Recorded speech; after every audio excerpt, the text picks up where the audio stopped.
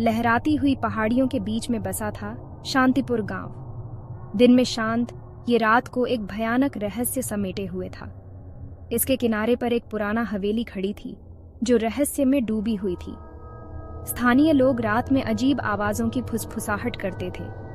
हवेली पर दिन में एक भयानक सन्नाटा छाया रहता था।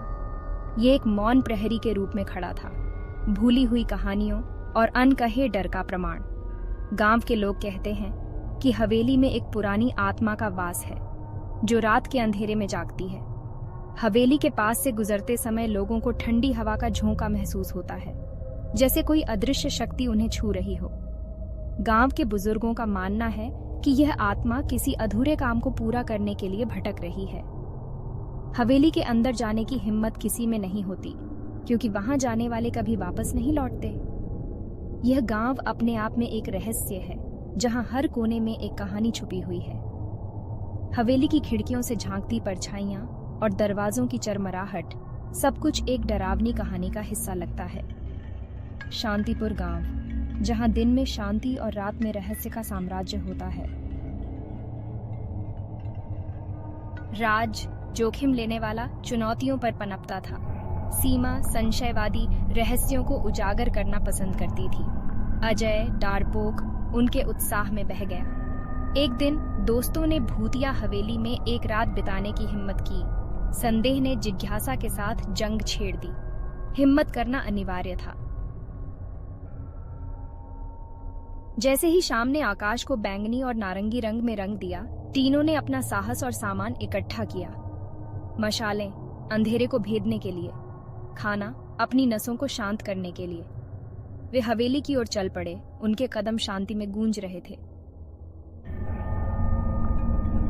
हवेली अंधेरे आकाश के सामने एक सिलहूट की तरह दिखाई दे रही थी। झंग लगे फाटक एक कराह के साथ खुल गए। एक ठंडी हवा ने उनका स्वागत किया, जिससे उनकी रीढ़ की हड्डी में कंपी आ गई। हवा सड़न और नमी की गंध से भरी हुई थी। अंदर अंधेरे ने उनकी मशालों की रोशनी को निगल लिया।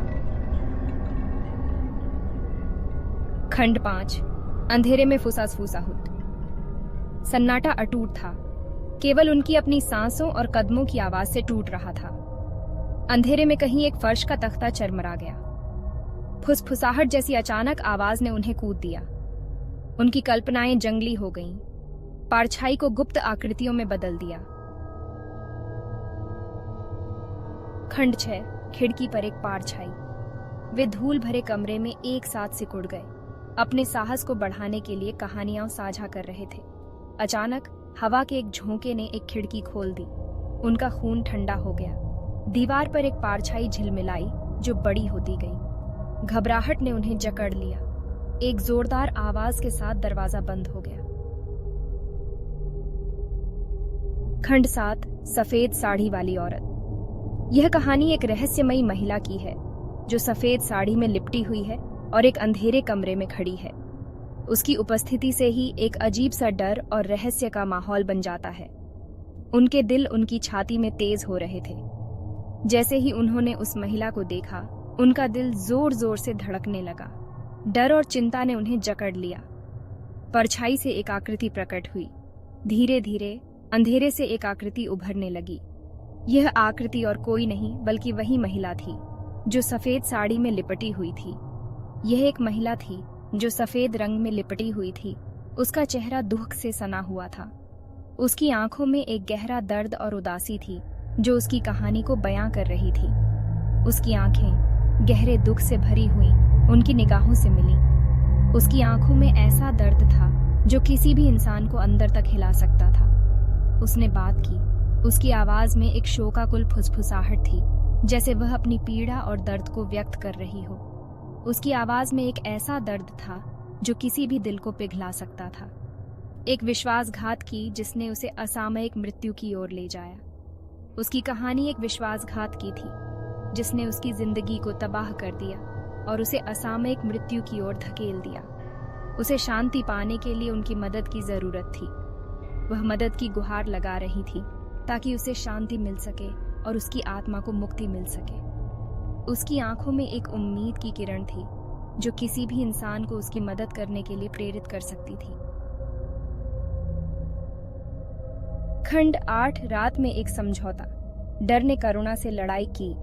वे उसकी मदद करने के लिए तैयार हो गए। वह चाहती थी कि वे एक अनुष्ठान करें, आधी रात को एक साधारण प्रार्थना। तीनों ने अपने वादे और डर से बंधे उसके निर्देशों का पालन किया।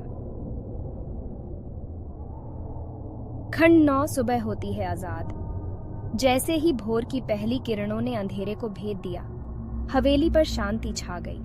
सफेद साड़ी वाली महिला मुस्कुराई। उसके चेहरे पर शांति छा गई। भारी हवा उठ गई। दरवाजा चरमरा गया, जैसे उन्हें बाहर बुला रहा हो। उन्हें दूसरे निमंत्रण की आवश्यकता नहीं थी। वे भागे हुए बाहर, धूप में सांस के लिए हाँफते हुए। खंड 10 डर का सामना, शांति की तलाश। वापस गांव में उन्होंने अपनी कहानी साझा की। गांव वालों ने सुना। उनका संशय विस्मय में बदल गया। हवेली बनी रही, लेकिन एक बार जिस डर ने उसे प्रेरित किया था वह चला गया था।